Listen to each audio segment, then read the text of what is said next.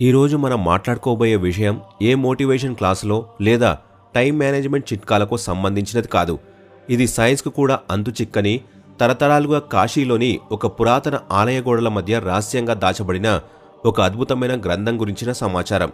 కాశీలోని మణికర్ణిక ఘాటు వద్ద అర్ధరాత్రి దాటాక చితిమంటలు కూడా చల్లబడే ఆ నిశ్శబ్ద సమయంలో, అంటే ఖచ్చితంగా తెల్లవారుజామున 3:40 ఈ బ్రహ్మాండంలో ఒక వింతైన ఆధ్యాత్మిక ప్రక్రియ జరుగుతుందని మీకు తెలుసా? ఆ సమయంలో పరమశివుడి డమరుకం శబ్దం వినిపించకుండానే మారుమోగుతుందని, ఆ ప్రకంపనలు ప్రకృతిలోని అణువణువును మేల్కొల్పుతాయని పురాణాలు చెబుతున్నాయి. చాలామంది విజయవంతమైన వ్యక్తులు ఉదయాన్నే 4 గంటలకు నిద్ర లేవాలని చెబుతారు. కానీ లేచిన తర్వాత ఆ మొదటి 3 నిమిషాల్లో మన శరీరంలోని శివశక్తిని ఎలా యాక్టివేట్ చేయాలో ఎవరూ వివరించరు. మీరు 4 గంటలకు లేచిన తర్వాత కూడా అదే ఒత్తిడి, అదే ఆందోళనలతో మొబైల్ ఫోన్ చూస్తున్నారంటే మీరు బ్రహ్మముహూర్తాన్ని కాక కేవలం గడియారంలోని సమయాన్ని మాత్రమే ఎంచుకున్నారని అర్థం. కాశీలోని ఆ రహస్య గ్రంథంలో ప్రస్తావించిన 21 బ్రహ్మముహూర్త రహస్యాలు మరియు ఆ లాస్ట్ ఫార్ములా గనుక మీరు తెలుసుకోగలిగితే మీ జీవితం మారడానికి 3 ఏళ్లు లేదా 3 నెలలు కూడా అక్కర్లేదు. గడియారం చూసి కేవలం 3 నిమిషాల్లో మీ అంతరాత్మను విశ్వశక్తితో అనుసంధానం చేయవచ్చు. అసలు ఆ సమయంలో ఓజోన్ పొరలో ఎలాంటి మార్పులు జరుగుతాయి, కాస్మిక్ కిరణాలు మన మెదడుపై ఎలాంటి ప్రభావం చూపిస్తాయి, కేవలం 21 రోజుల పాటు ఆ 3 నిమిషాల సూత్రాన్ని పాటిస్తే మన మాట ఎలా శిలాశాసనంగా మారుతుంది, అసలు నాగసాధువులు చెప్పే కాలభేదన అంటే ఏమిటి, మన శరీరంలోని 7 చక్రాలను ఆ 21 రోజుల కాలచక్రంతో ఎలా సమన్వయం చేయాలి, ఇలాంటి ఎన్నో విస్తుపోయే నిజాలను, మీ జీవిత గమనాన్ని మార్చే ఆ పురాతన శివ ఫార్ములాను ఈరోజు మనం పూర్తి డీటెయిల్గా విశ్లేషించబోతున్నాం. బ్రహ్మముహూర్తం అంటే కేవలం టైం కాదు, ఒక ఎనర్జీ. బ్రహ్మముహూర్తం అనే పదాన్ని వినగానే చాలామంది అది కేవలం గడియారంలో సూచించే ఒక సాధారణ సమయమని భావిస్తారు. కానీ కాశీలోని ఆ రహస్య గ్రంథం ప్రకారం ఇది సమయం మాత్రమే కాదు, ఇదొక అద్భుతమైన విశ్వశక్తి ప్రవాహం.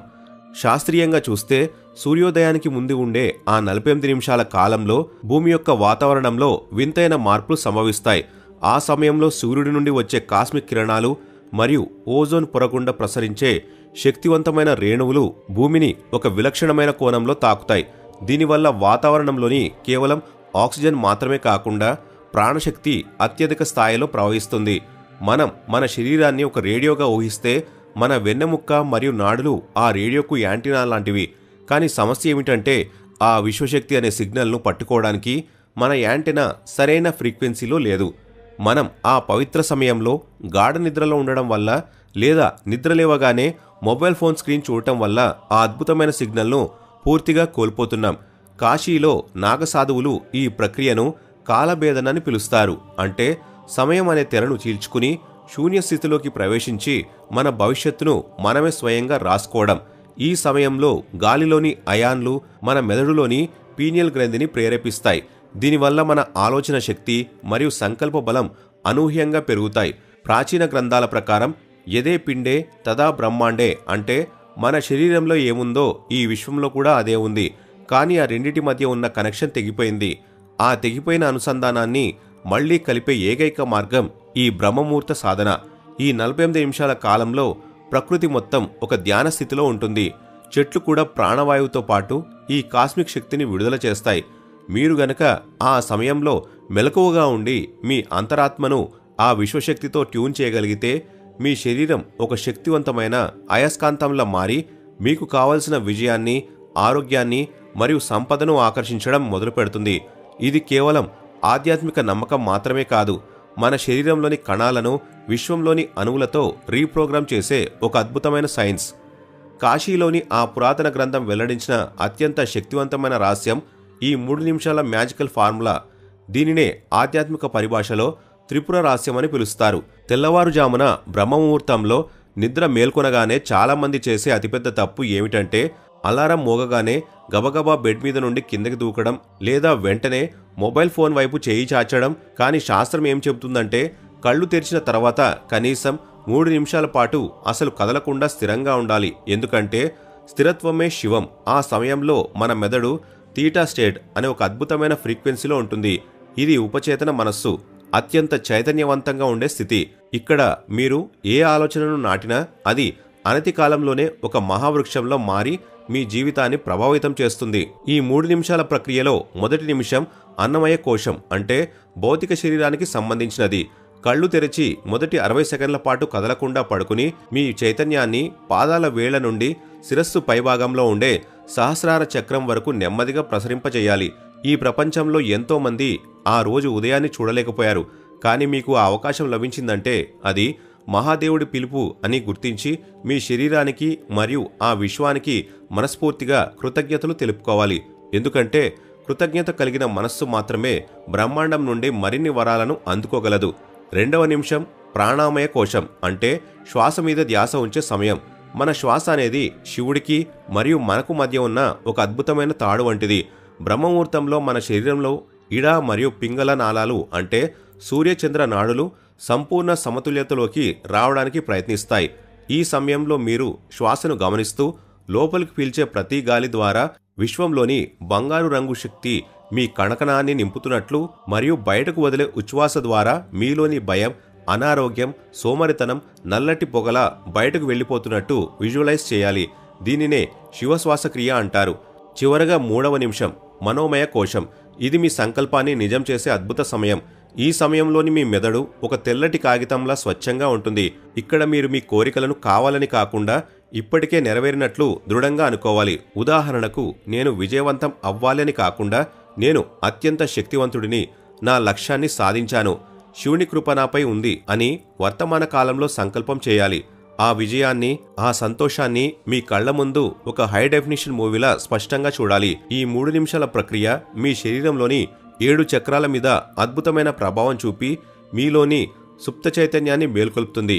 ఇది కేవలం ఊహ కాదు, బ్రహ్మముహూర్తపు శక్తిని మీ రక్తనాళాల్లోకి, మీ డిఎన్ఏలోకి ఇన్స్టాల్ చేసే ఒక ప్రాచీన సాంకేతికత. కాశీ రహస్య గ్రంథం ప్రకారం ఈ 21 రోజుల ప్రయాణం అనేది కేవలం ఒక అలవాటు మార్చుకోవడం కాదు. ఇది మీ పాత వ్యక్తిత్వానికి మరణం మరియు ఒక నూతన శక్తివంతమైన వ్యక్తిత్వానికి జన్మ వంటిది. అసలు ఈ 21 అనే సంఖ్య వెనుక ఉన్న నిగూఢ రహస్యం ఏమిటంటే, మన శరీరంలో 7 ప్రధాన చక్రాలు ఉంటాయి మరియు ప్రతి చక్రానికి భౌతిక, మానసిక, ఆధ్యాత్మిక అనే 3 తలాలు ఉంటాయి. ఈ 7 చక్రాలను 3 తలాల్లో శుద్ధి చేసి యాక్టివేట్ చేయడానికి సరిగ్గా 21 రోజులు పడుతుంది. ఈ ప్రయాణాన్ని 3 కీలక దశలుగా విభజించవచ్చు. ఇందులో మొదటి దశ 1 నుండి 7 రోజుల వరకు సాగే విషపానం లేదా డీటాక్సిఫికేషన్ ప్రక్రియ. సముద్ర మదనంలో అమృతం కంటే ముందు హాలాహలమనే విషం ఎలాగైతే వచ్చిందో, మీరు ఈ సాధన మొదలుపెట్టిన తొలి వారంలో మీ శరీరం మరియు మనస్సు తీవ్రంగా తిరగబడతాయి. విపరీతమైన నిద్ర రావడం, ఒళ్ళు నొప్పులు, పాత చేదు జ్ఞాపకాలు లేదా అనవసరమైన భయాలు మిమ్మల్ని వేధిస్తాయి. కానీ ఆ సమయంలో మీరు నీలకంఠుడిలా ఆ అసౌకర్యాన్ని భరించి సాధన కొనసాగించాలి. ముఖ్యంగా ఈ దశలో నిద్రలేచిన మొదటి గంట వరకు మొబైల్ ఫోన్ చూడకూడదు. ఎందుకంటే ఆ నీలిరంగు కాంతి మీ పీనియల్ గ్రంథిని లేదా మీ అంతర్నేత్రాన్ని దెబ్బతీస్తుంది. రెండవ దశ 8 నుండి 14 రోజుల వరకు సాగే అఘోర దృష్టి అంటే దేనిని ద్వేషించకుండా కేవలం గమనించే స్థితి. ఈ సమయంలో మీ శక్తి మూలాధార చక్రం నుండి హృదయ చక్రం వైపు ప్రయాణించడం ప్రారంభమవడం వల్ల అనవసరమైన కోపం తగ్గి మునిపెన్నడూ లేని కొత్త ఆలోచనలు మరియు ఐడియాస్ రావడం మొదలవుతాయి. ఈ దశలో రోజుకు 5 నిమిషాల పాటు మనసులోనే ఓం నమః శివాయ అనే మంత్రాన్ని జపించడం వల్ల ఆ ధ్వని తరంగాలు మీ డిఎన్ఏలోని లోపాలను సరిచేసి మిమ్మల్ని ప్రశాంతంగా మారుస్తాయి. ఇక చివరి దశ 15 నుండి 21 రోజుల వరకు సాగే శివ సాయుధ్యం లేదా సంపూర్ణ అనుసంధానం. ఈ దశకు చేరుకునేసరికి మీకు అలారం అవసరం లేకుండానే తెల్లవారుజామున 3 గంటల 40 నిమిషాలకు కళ్ళు తెరుచుకుంటాయి మరియు మీరు చేసే సంకల్పాలు అద్భుతమైన వేగంతో నిజమవ్వడం గమనిస్తారు. దీనినే శాస్త్రంలో సంకల్ప సిద్ధి అంటారు. కాశీలోని ఆ పాతగుడి, నిరంతరం ప్రవహించే గంగ మరియు బ్రహ్మ యొక్క ముహూర్తపు శక్తి మీ తలుపు తడుతూనే ఉన్నాయి. ఇప్పటి వరకు మీరు నిద్రలో ఉండి ఉండవచ్చు, కానీ ఇప్పుడు మేల్కొనే సమయం వచ్చింది.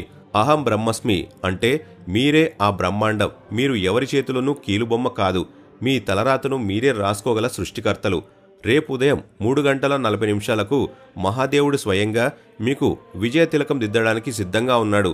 ఆ కాలవేదన యాత్రలో పాల్గొనడానికి సిద్ధంగా ఉన్నవారు కామెంట్ సెక్షన్లో హరహర మహాదేవ్ అని వ్రాసి మీ సంకల్పాన్ని చాటి చెప్పండి. ఎందుకంటే సామూహిక సంకల్పానికి విశ్వాన్ని కదిలించే శక్తి ఉంది.